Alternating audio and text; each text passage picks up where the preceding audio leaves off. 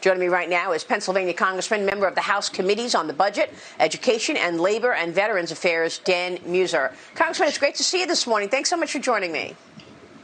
Thank you. Great being with you, Maria.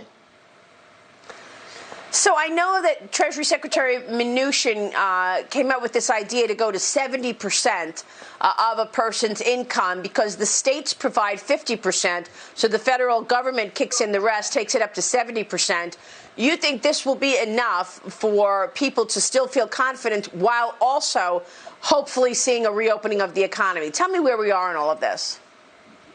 Well, you know, the first CARES Act, of course, had a supplement of $600 over the last 4 months. Many people, I know they were unemployed. However, they were receiving nearly $1,000 a week, $4,000 a month for the last 4 months. Many people who work and clearly small business were having a lot of difficulty hiring people back. People simply weren't coming back. Many were, but many weren't. As a matter of fact, the data shows that 2/3 of those who were receiving this supplement were receiving more money not working than they were working.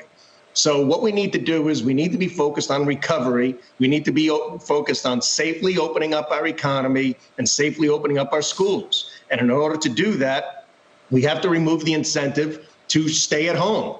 It's still an added supplement, an added $200. You know, by the way, back in 2008, when they had a supplement, it was $25 a week.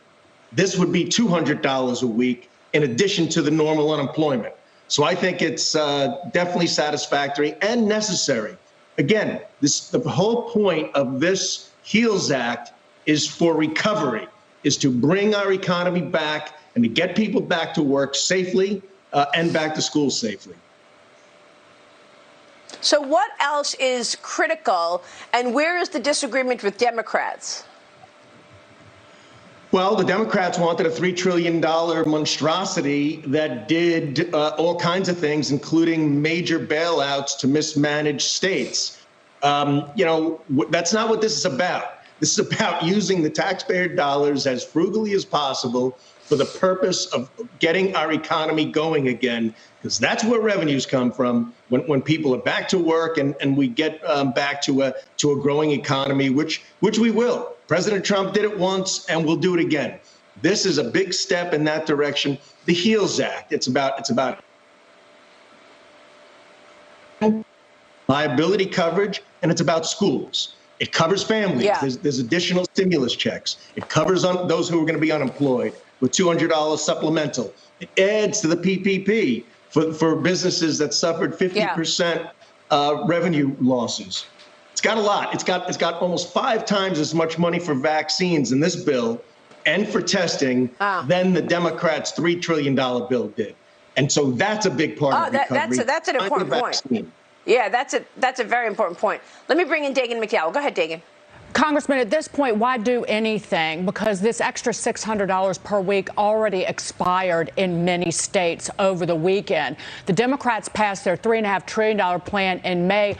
What took you so long? Because, again, there's still $13 billion not used and $25 billion for testing that was passed in the CARES Act. There's $10 billion set aside for states. They've only spent $100 million. At this point, the Wall Street Journal editorial page wrote about it this past week. The Republicans have no plan. It's so amorphous. It seems like, hey, let's throw $1,200 at individuals again and just hope they like us. Why do anything at this point? Well, you know, it's not to make them like us. It's truly about an economic recovery. That's what we care about, and getting people back to school. Those stimulus checks are in the neighborhood. Some people are going to be receiving $3,400. A family of 4 with 2 children. And as far as the $200 supplemental, at least allows them to plan.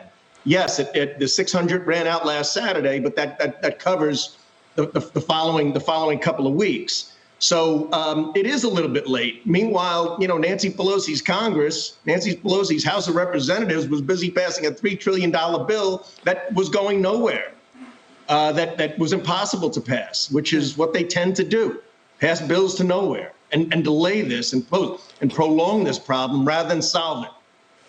We're trying to solve it. All right. We will leave it there. Congressman, we'll be watching your efforts. Thanks so much. We'll see you soon, Congressman Dan Meuser. Thank you so much, sir.